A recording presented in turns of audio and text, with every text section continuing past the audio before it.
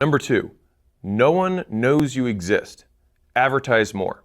And so to give you context on this, when I walk through the streets, I usually get stopped 4 or 5 times on like a 60-minute walk.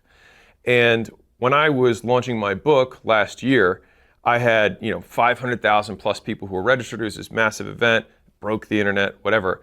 But during the month leading up to it, we're advertising on all channels. We're running ads. We've got affiliates that are pumping it. I'm making content all over the place. And over the 4 weeks of people that stopped me, only one person knew that I had a book coming out. And so every time I'd see somebody like, hey, you're gonna be at the book launch? And they're like, oh, you have a book?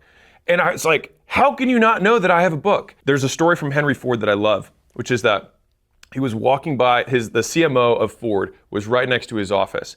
And every day he'd walk by and he'd see the marketing campaign, he'd see the marketing campaign day after day after day. And so 3 months into seeing the same campaign, he knocked on a CMO's door and he's like, hey, when are we gonna stop running this thing? He's like, I'm getting exhausted of seeing it. And the guy just looked at me and he's like, we haven't started running it yet. And so the thing is that we get so sick of our advertising so much before our customers or potential customers even remember our names.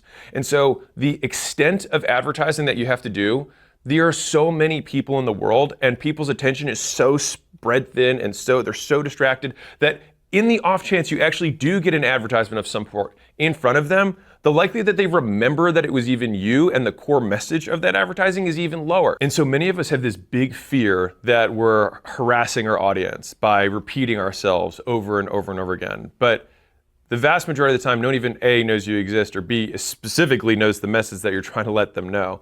And so I like to tell my team and remind myself that we need to be reminded more than we need to be taught.